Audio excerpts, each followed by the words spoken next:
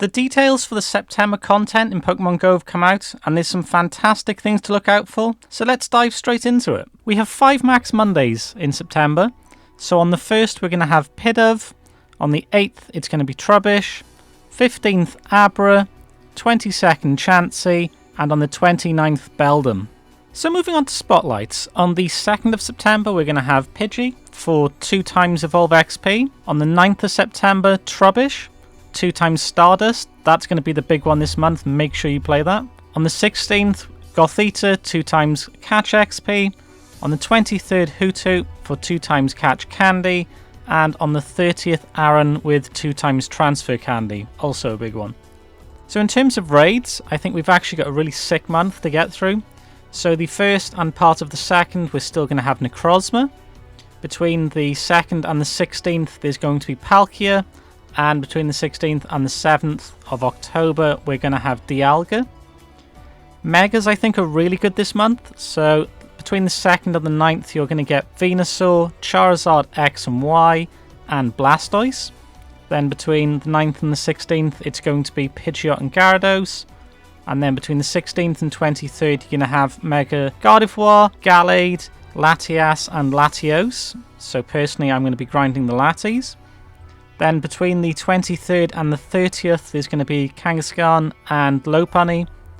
And right at the end of the month, bleeding into October, there's going to be Steelix, Scizor, and my boy Lucario. So then moving on to the raid hours after that, on the 3rd and the 10th is going to be Origin Palkia. On the 17th is going to be Mega Latias and Latios, so another chance to get those. And the 24th and then also the 1st of October will be Origin Dialga. So there's a strong focus on the Origin Pokemon this month. So all in all, we have a nice collection of Megas, including Latias and Latios, which I'd advise to go for. We have a regional in Kangaskhan, and we have Lucario returning. I think it's a fantastic month for raiding. So now moving on to the Go Pass, going from September the 2nd until October the 7th. September is going to be part of the new season's Tales of Transformation. So they're going to be changing some things up. Instead of the usual Lucky Trinket, which we've all loved, we're now going to be getting a new timed incubator. So essentially you're going to be able to hatch 2 eggs at once. This new timed incubator is going to be available at rank 20, and it's an additional unlimited use incubator for hatching eggs. So essentially you're going to hatch eggs twice as fast if you're a free-to-play player like myself.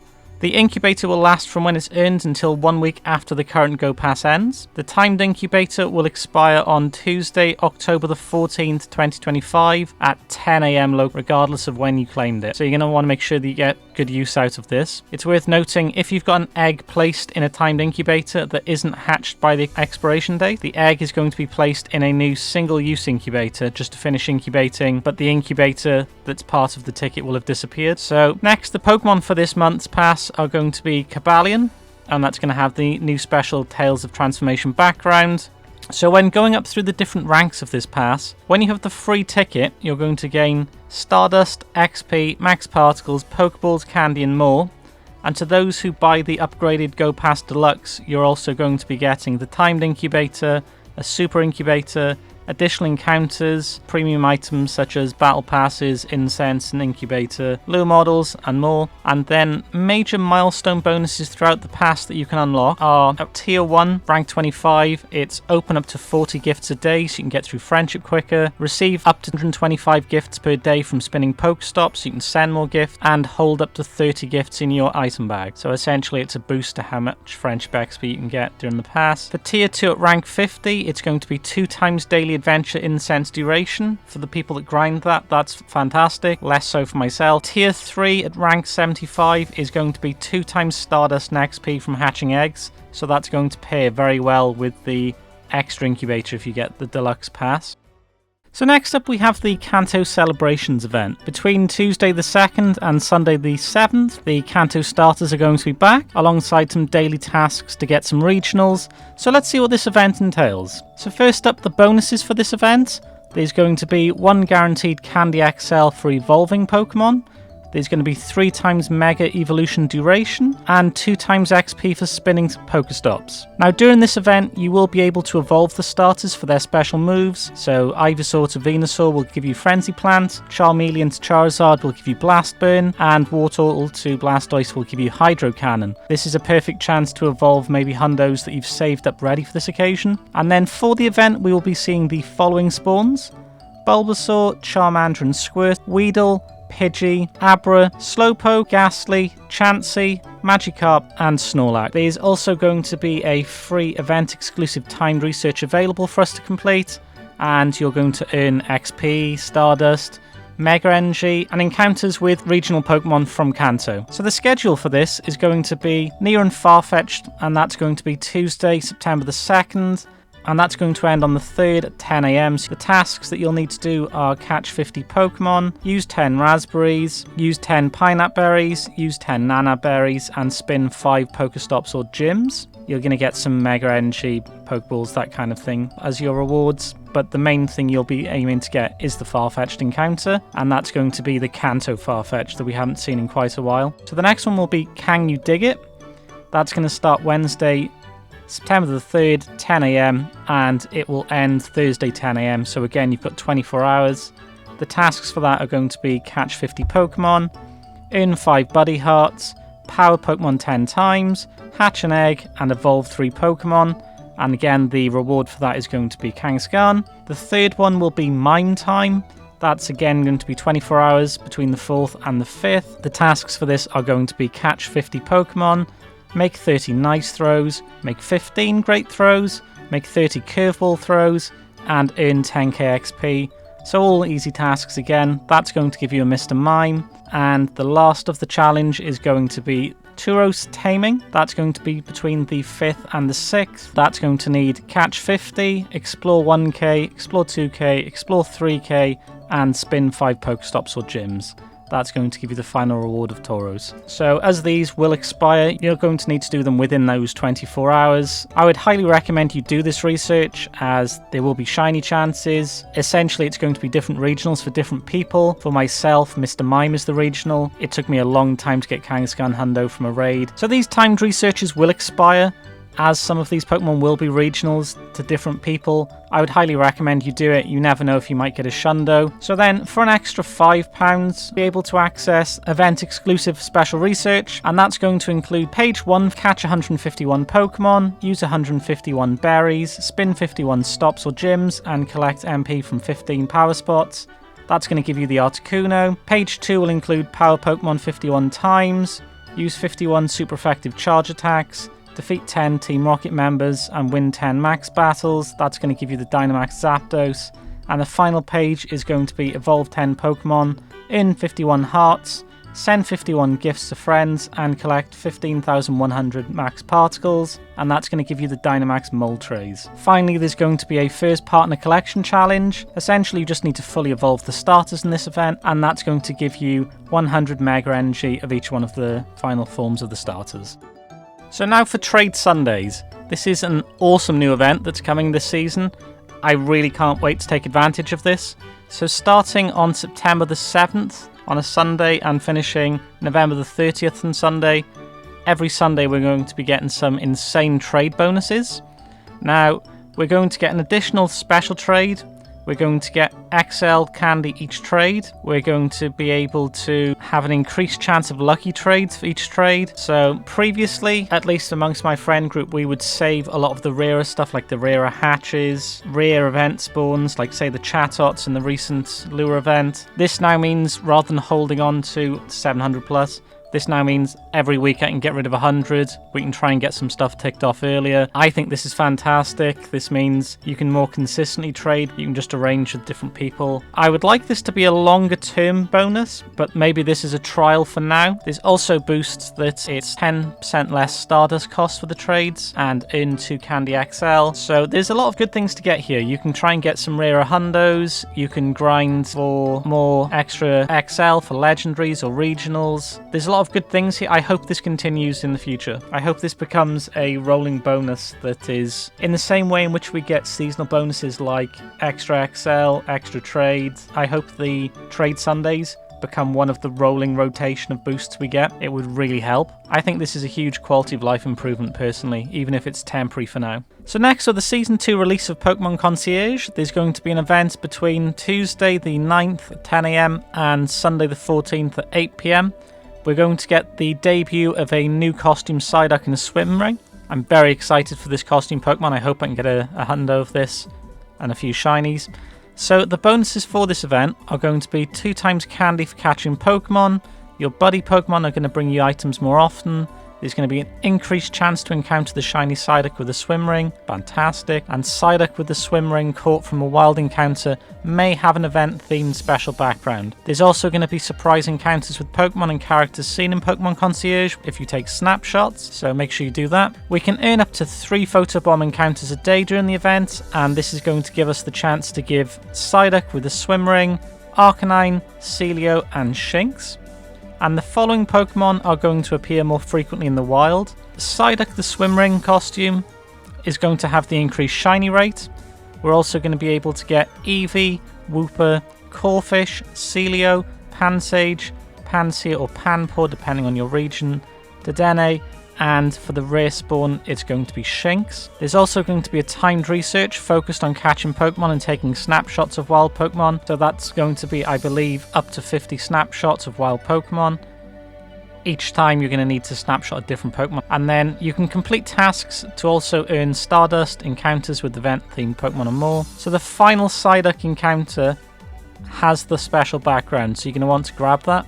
So there's also going to be event research tasks, and the ones to remember for the costume Psyduck, the hundo will be 474, so that's the important thing you need to remember from this event. This month's Com Day will be the regional Pokemon Flabebe. On Sunday, September 14th, Flabebe will be featured during the September Community Day, so the bonuses during this Comms Day are going to be increased spawns, quarter egg hatch distance, 3-hour incense, 3-hour lures, 2 times catch candy, 2 times chance to receive Candy XL from catching Pokemon, and there's going to be 1 additional special trade, as there's already a boost for the trade Sundays. That's going to take you up to a maximum of 3 for the day, and finally trades made will require 50% less Stardust. Don't forget to do your snapshot encounters, as a snapshot Shundo would be incredibly rare. And now, as we know, Flabebe is a regional Pokemon, so this isn't going to change for the Comms Day, unfortunately. So the ones you're going to get will depend on where you are. Red Flabebe will be appearing in Europe, the Middle East, and Africa. Blue Flabebe will be appearing in the Asia-Pacific region, and Yellow Flabebe will be appearing in the Americas. And then as a rare spawn, there's also going to be the white and orange ones no matter what region you're in. So you're going to be getting 3 of the 5 colours, no matter where you are, essentially. So now for another one of my favourite events, there's going to be another Rocket Takeover. So from September the 16th to the 21st, Indeedee is going to be making a debut, and we'll be able to face Shadow Incarnate Form Tornadus with Giovanni. Not the best one we could get, but that probably means that we are going to get the chance of getting the better genies later on, especially Landorus. So the bonuses this takeover are going to be additional candy for nice throws or better, half egg distance, increased chance for Candy XL for nice throws or better if you're trainer level 31 and up. Lunatone and Solrock are both going to appear more frequently, regardless of your location, so if you only have one, great time to grind the one you don't normally have. Team Rockets are going to appear more frequently on Pokestops and in balloons. That usually means every 2 hours in the balloons. You're going to be able to use your charge TMs to get Pokemon to forget frustration. If you've recently got some 3-star shadows, this might be a good chance to do this, or if you need something for PvP. And Pokemon caught via 1-star and 3-star shadow raids during the event are going to have a wider variance of attack, defense, and HP.